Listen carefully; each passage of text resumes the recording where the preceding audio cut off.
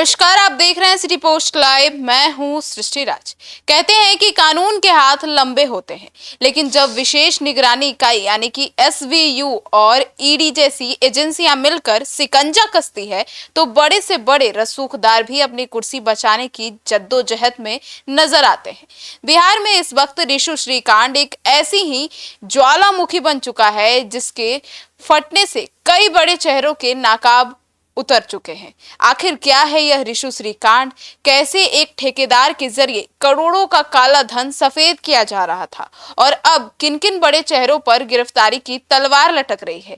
आइए पूरे मामले के बारे में विस्तार से जानते हैं हमारी सहयोगी मुस्कान के साथ। मुस्कान, रिशु श्रीकांड का मुख्य मामला क्या है और इसमें किस तरह के खेल को अंजाम दिया जा रहा था? बिल्कुल, देखिए, रिशु श्रीकांड मूल रूप से सरकारी ठेकों में महाकमीशन खोरी, पद में दुरुपयोग, मनी लॉन्ड्रिंग मतलब काले धन को सफेद करने का एक बहुत बड़ा नेटवर्क है। रिशु श्री एक हाई प्रोफाइल ठेकेदार है। जांच एजेंसियों का दावा है कि बिहार सरकार के बड़े बड़े विभाग जैसे जल संसाधन, ऊर्जा, नगर विकास, स्वास्थ्य विभाग के टेंडर ठेके नियमों को टाक पे रखकर रिशु श्री की कंपनियों को सौंपे जाते थे। इसके बदले में उन विभागों में बैठे शीर्ष आईएएस कहले अधिकारी या मुख्य जो अधिकारी वहां बैठते थे, चीफ इंजीनियर, उनको करोड़ों रुपए का मोटा कमीशन वसूलते थे। सिर्फ इतना ही नहीं, रिशु श्री से जुड़ी कई शेल मतलब फर्जी कंपनियों के जरिए इस कमीशन की काली कमाई को सफेद करने का पूरा सिंडिकेट चलाया जा रहा था। जब केंद्र और राज्य की जांच एजेंसी ने कड़ियां जोड़ी तो भ्रष्टाचार का यह पूरा इमारत ही ढह गया। तो मुस्कान, ऐसे में आईएएस और जो है वो मुमुक्षु चौधरी करके कोई है, उनकी गिरफ्तारी भी हुई है और उन पर क्या गंभीर आरोप लगे? बिल्कुल, देखिए, मुमुक्षु चौधरी बिहार कैडर में एक सीनियर ब्यूरोक्रेट है और वर्तमान में वित्त विभाग में संयुक्त सचिव है, मतलब ज्वाइंट सेक्रेटरी के पद पे है और बहुत बड़ा पद होता है। लेकिन इनकी गिरफ्तारी का कनेक्शन उनके पुराने विभागों से है। मुमुक्षु चौधरी जब सीतामढ़ी और सहरसा में नगर आयुक्त मतलब म्युनिसिपल कमिश्नर के पद पर तैनात थे, तब उन्होंने अपने पद का दुरुपयोग करके कई नियमों को दरकिनार किया और रिशु श्री की कंपनियों को करोड़ों के ठेके दिलवाए। इसके बदले उन्हें भारी भरकम कैश कमीशन लिया गया। और आपको बता दें, जांच एजेंसियों के रडार पर वह तब आए जब 27 मार्च 2025 को ईडी के उन ठिकानों पे ताबड़तोड़ छापेमारी की गई। वहां से करीब 2 करोड़ रुपए नकद बरामद होने का दावा किया गया। इसी अंकुल जो काली कमाई है और भ्रष्टाचार के पुख्ता सबूत मिलने के बाद जो एसबीयू है, उन्होंने कहीं ना कहीं इस पे कार्रवाई की और निगरानी में कहीं ना कहीं उनको सलाखों के पीछे भेजा गया। तो मुस्कान, कौन है आईएएस संजीव हंस? वे फिलहाल फरार क्यों हैं और उनका इस कांड से क्या लेना देना है? संजीव हंस हर जगह भाई चल रहे हैं। आईएएस संजीव हंस बिहार के सबसे ताकतवर प्रभावशाली नौकरशाही में गिने जाते हैं। वे जल संसाधन, ऊर्जा जैसे मलाईदार विभाग में बेहद महत्वपूर्ण पद पे लंबे समय तक काबिज रहे। रिशु श्रीकांड में संजीव हंस को इस पूरे खेल का मास्टरमाइंड माना जा रहा है।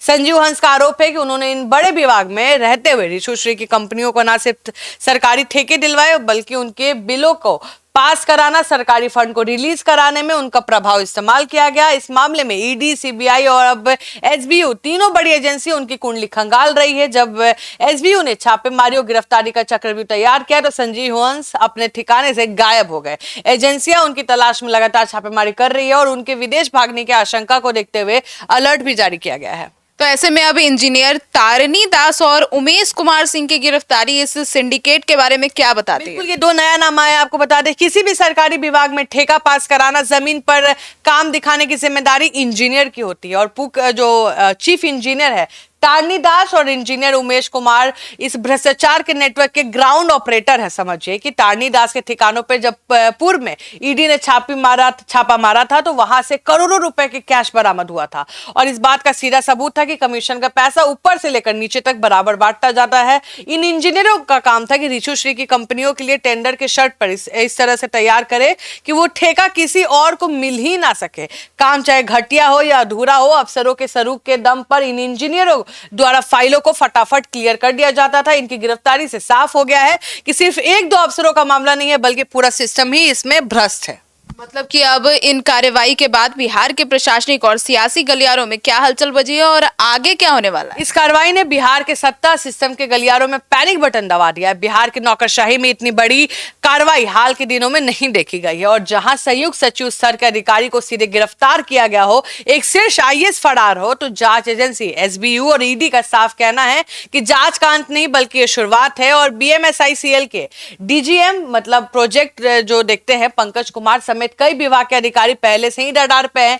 ब्यूरोक्रेसी के बाद अब उन प्रभावशाली लोगों, जो राजनेताओं के नाम कहीं ना कहीं खुलासा हो सकता है, जिनके संरक्षण में ये अधिकारी सालों से फल फूल रहे थे। आपको बता दें, एजेंसी अब रीशु श्री की उन अतिरिक्त कंपनियों के बैंक खाते ट्रांजैक्शन को खंगाल रही है, जिनके जरिए पैसे को रूट किया जाता था। आने वाले दिनों में कुछ बड़ी गिरफ्तारी और संपत्ति की जब्ती लगभग तय है। आपको बता दें, मुमुक्षु चौधरी आईएएस संयुक्त सचिव वित्त विभाग और रीशु श्री को अवैध ठेके देना, ठेके से 2 करोड़ रुपए कैश मिलना और गिरफ्तार भी हो चुके हैं। आपको पता होगा, संजीव हंस आईएएस पूर्व सचिव है, जल संसाधन एवं ऊर्जा विभाग, पूरा कमीशन खोरी नेटवर्क का मुख्य सूत्रधार होना और शेल कंपनियों से कनेक्शन और अभी फिलहाल फरार चल रहे हैं। तीसरा बताते हैं, तारनी दास मुख्य इंजीनियर है, चीफ इंजीनियर है, टेंडर फिक्सिंग करना, करोड़ों रुपए की अवैध उगाही और कैश रखना, गिरफ्तारी हो चुकी है। उमेश कुमार सिंह इंजीनियर, फर्जी कागजात और फाइलों को क्लियर कर कंपनी को सीधा लाभ पहुंचाना, गिरफ्तार हो चुके हैं। पंकज कुमार डीजीएम है, जो प्रोजेक्ट में बीएमएसआईसीएल स्वास्थ्य विभाग के प्रोजेक्ट में रीशु श्री को फायदा पहुंचाना, जांच के घेरे में, कार्रवाई अभी जारी है।